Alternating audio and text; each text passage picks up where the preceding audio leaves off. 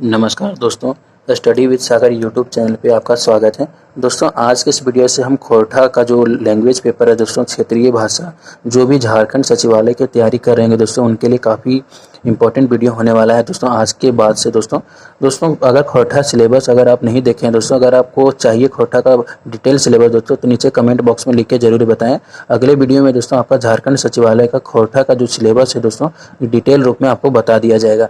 दोस्तों जो खोरठा का सिलेबस अगर देखेंगे तो उसमें हमें एक बुक पढ़ने को देखने को मिलेगा दोस्तों, खोरठा गद्य पद्य संग्रह।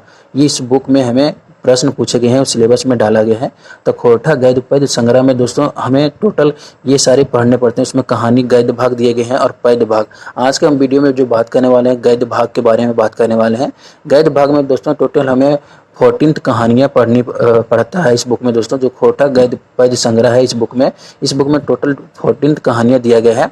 तो इसके बारे में दोस्तों सबसे पहले देख लेते हैं दोस्तों, जो खोरठा गद्य पद्य संग्रह है, इससे भी रिलेटेड प्रश्न पूछे जाते हैं।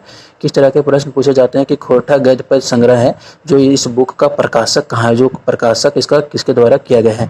तो दोस्तों इसका बोकारो खोरठा कमेटी के द्वारा इसका प्रकाशन किया गया है।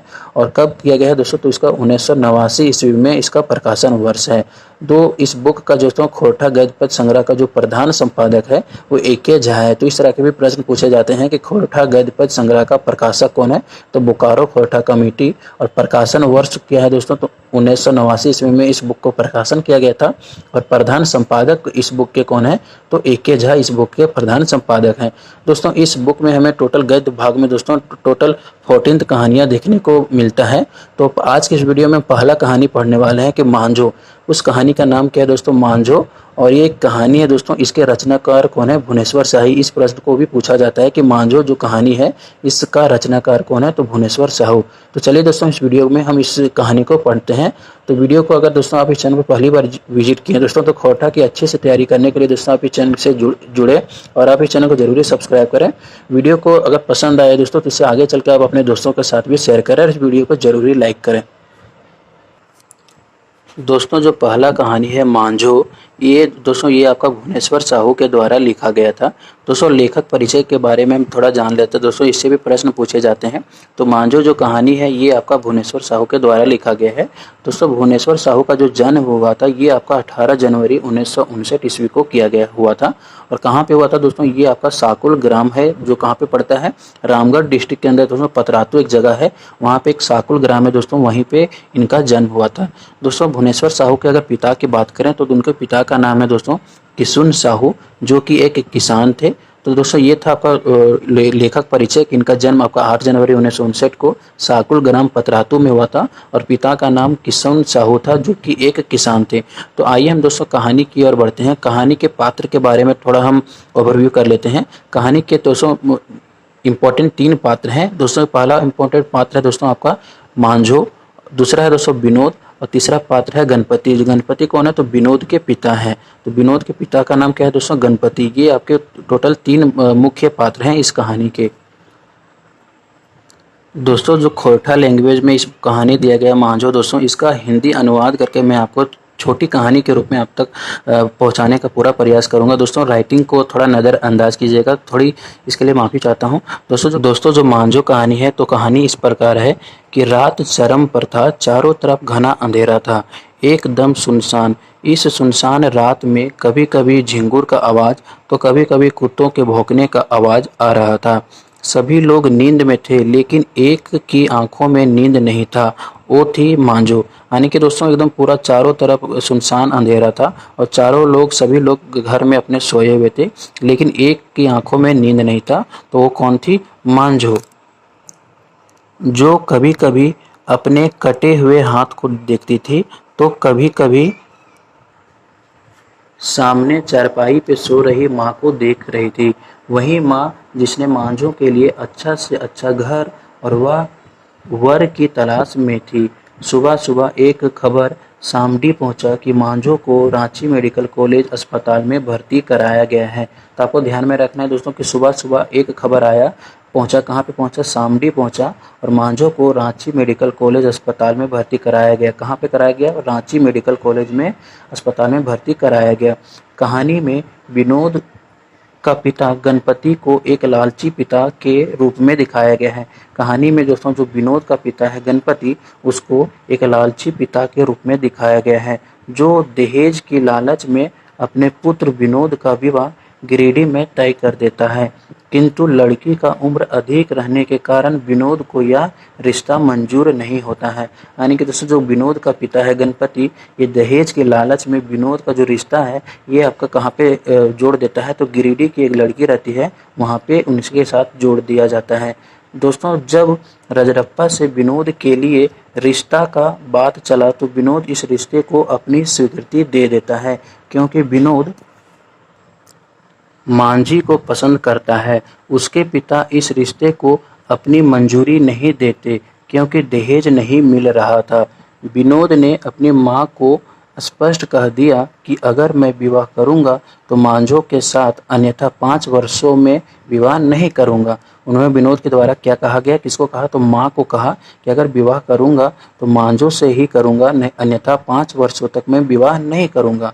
गणपति एक किसान था, घर के कामों को करने वाला एकमात्र विनोद की मां थी, इसलिए विनोद की विवाह की काफ़ी ज़रूरत था। तो गणपति के घर में जो था सो काम करने के लिए एक ही औरत थी और उनकी मां थी, इसलिए विनोद की विवाह करना वह उसे काफ़ी ज़रूरी समझ में आ रहा था। दोस्तों झुनझुनात दरकार यानी कि काफ़ी ज़रूरत, खोरठा में झुनझुनात दरकार को दोस्तों हिंदी इसका मतलब होता है काफ़ी ज़रूरत। दोस्तों जब गणपति की बेटियां थी तो घर के कामों में मां की मदद करती थी। अब वे ससुराल चली गई है, इसलिए विनोद का विवाह वहीं तय हुआ जहां उनकी पसंद था। यानी कि जब विनोद का विवाह वहीं पे तय हुआ, यानी कि मांझों से के घर ही तय हुआ। फागुन तृतीया के दिन तिलक हुआ। कब इसका तिलक कब किया गया दोस्तों, मांझों और विनोद का, तो फागुन तृतीया के दिन इसका तिलक किया गया, तिलक हुआ। विवाह का दिन पिछला वर्ष नवमी को तय हुआ। तो विवाह का वर्ष कब तय हुआ, तो नवमी को तय हुआ, जिस दिन लगन बांधने के लिए जाना तय था। ठीक उसके 2 दिन पहले रजरप्पा से यह खबर सामडी पहुंचा कि लड़की का 5 उंगली कट गया है। दोस्तों जब विवाह के 2 दिन ठीक पहले लड़के के घर एक खबर पहुंचा कि लड़की जो मांझो है इसका 5 उंगली कट गया है। अब विनोद क्या करे यह सोच रहा था। तभी पिता ने कहा, जो भाग्य में होता है वह होकर रहता है, तुम कल ही रांची चले जाओ और अपनी पढ़ाई पर ध्यान दो। दूसरे दिन विनोद रांची जाने वाली बस में सवार हो गया और वह पुराने दृश्य को देखने लगा। जब रजरप्पा के मेले में विनोद अपने बहनोई के संग घूम रहा था, उसी समय मांझो विनोद की दीदी के साथ मेला में घूम रही थी। विनोद इसी क्रम में मांझी को पसंद किया और मांझी भी विनोद को पसंद किया। यानी कि दोस्तों जब बस में विनोद बैठा उस समय अपनी पुरानी यादों को सोचने लगा, तो सोच रहा था कि रजरप्पे के मेले में सबसे पहली बार विनोद और मांझी ने एक दूसरे को देखा और एक दूसरे को वहीं पे पसंद किया था। तो घूमने के लिए किसके साथ गई हुई थी मांझो, तो ये अपनी दीदी के साथ घूमने गई थी। और अगला है दोस्तों कि रांची मेडिकल अस्पताल में मांझो उस समय को याद करती है जब घर में उसकी विवाह की तैयारी चल रहा है। और दूसरी ओर दोस्तों जो मांझो है रांची मेडिकल कॉलेज में भर्ती है और वहाँ से अपने आप को मतलब पिछले वाले यादों को याद कर रही है कि जब घर में उसकी विवाह की सारी तैयारियां चल रही थी। इसी दौरान अपनी भाभी के संग ढेकी के से चावल कूटने के दौरान उसकी अंगुलियां कट जाती है। दोस्तों गांव देहात में आप देखे होंगे कि ढेकी जिससे चावल कूटा जाता है, उसी के दौरान जो मांझो का जो उंगली था दोस्तों 5 उंगली ये कट गया था। तो किसके साथ मिलके ये चावल कूट रही थी, भाभी के संग मिलके दोनों चावल कूट रही थी और इसी के दौरान इनकी अंगुलियां कट गई थी। विनोद अस्पताल पहुंचा और उसने विश्वास दिलाया कि उसका विवाह मांझो के साथ ही होगा।